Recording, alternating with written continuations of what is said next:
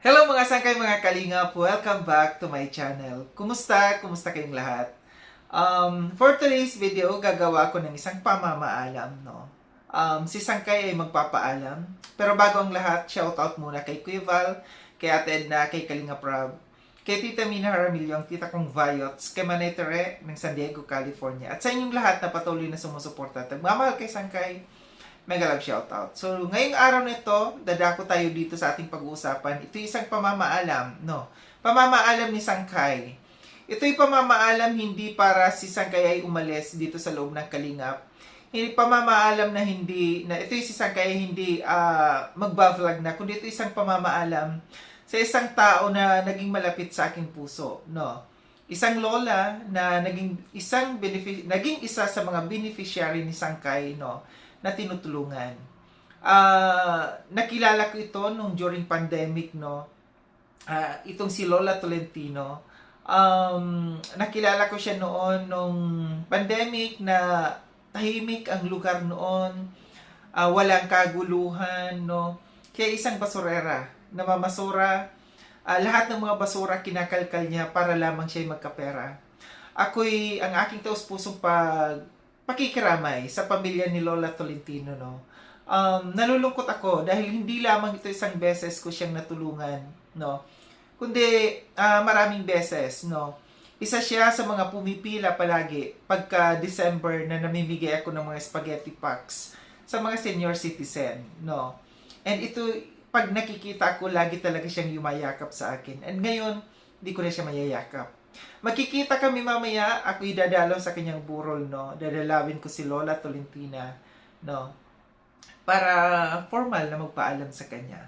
Sobra-sobra akong nalulungkot pagka ganito, no, kasi sobrang napalapit sa aking puso ang isa sa mga beneficiary sa akin. Sa mga hindi nakakaalam, no, si Sangkay ay tumutulong, sekretong tumutulong, no.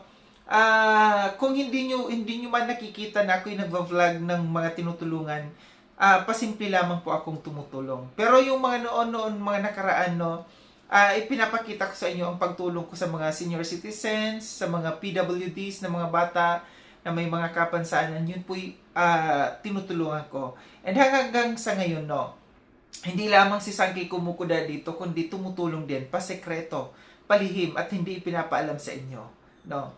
So ito yon, yung isa sa mga namaalam, no, na si Lola Tolentina. Ipapakita ko sa inyo nung unang nakita ko siya at nakilala at nakausap. Panoorin natin mga Sangkay, mga kalingap. Nakikita ninyo yung yan. Yung basura na yan. Yan. At saka yung basurahan na yan. Yan yung kinakalkal ni Lola kahapon nung nakita ko siya dito. Nangunguha siya ng mga bote. May mga bote daw siyang kinukuha dyan. Tapos yun yung binibenta. Dumating siya. Gaano siya siguro ng basura na.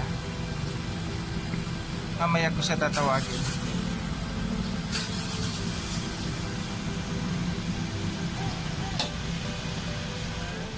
Yan. Dumating na po si Lola. Siya po yung inaabangan ko. Lola, ano po pangalan nyo? Tolentina. Tolentina. Ilang taon na po kayo?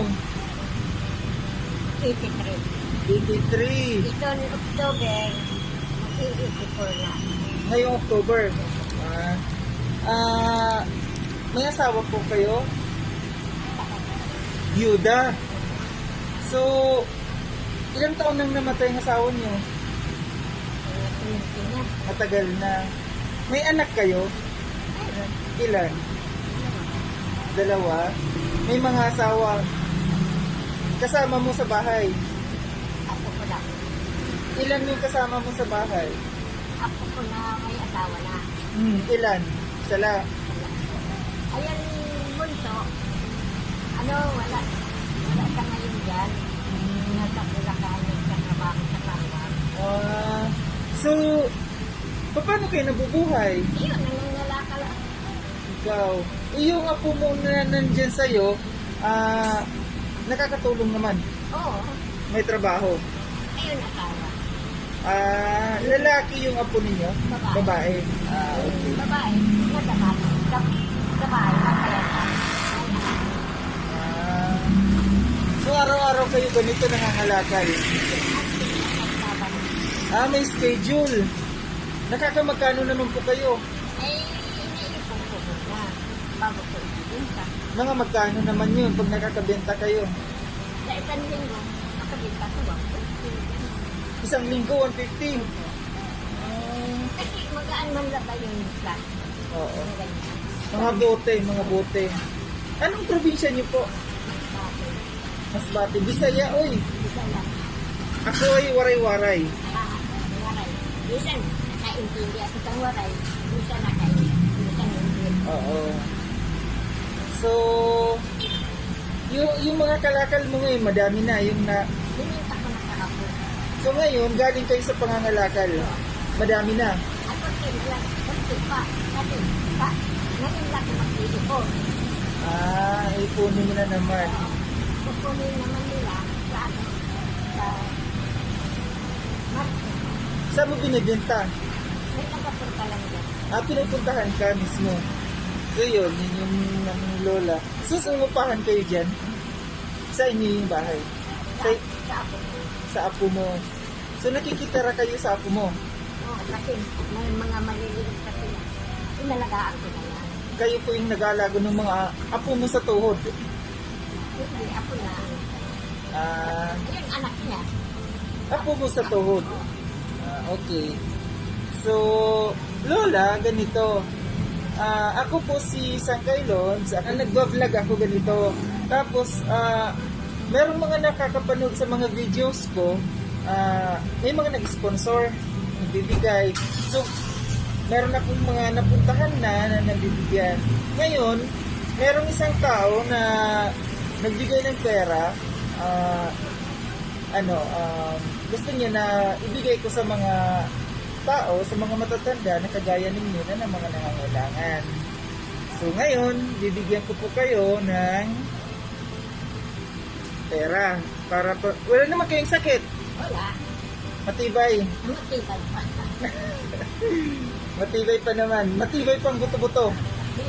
Matibay ako ni Karga, pero magaan lang. Hindi naman ako sakarga sa mabigat. So wala kayong nararamdamang sakit, wala kayong iniinom na gamot, Mayroon akong vitamin. vitamins lang. Yung nahilo ako, nagpatik ang kasurok ng bitak. Oh. High blood. Hindi. Wala. Ano lang sa pagod-pagod lang. Pagod lang. Okay. So ngayon, bigyan ko po kayo ng 500 pesos. Ito po ay pinabibigay ng isang sponsor natin na nasa Canada. So sa iyo po ito. Salamat. Salamat. Salamat, ma'am. Sana po magamit mo yan Oo, para sa pangangailangan mo. ano bibili? Bigas, ulam, Bigas. gatas, yan. Nagagatas kayo. Hindi ako nagka-kape, nagagatas Gatas. ako. Beer brand ang ginagamit. Beer brand. Hindi kayo nakakape. Sige. So yun mga sangkay, si Lola nabigyan natin ng ng 500 pesos. Masaya naman siya. Tuwang-tuwa siya. Natutuwa ito talaga ako kaya ngayon lang ako makahawak ng ganito. Ngayon lang kayo nakahawak ng ganyang pera Yun na bigay. Ngayon lang ako makahawak ng ganito. na may nagbigay sa iyo ng ganyan. Oo, nabuo. Pasalamatan mo siya ulit. Salamat.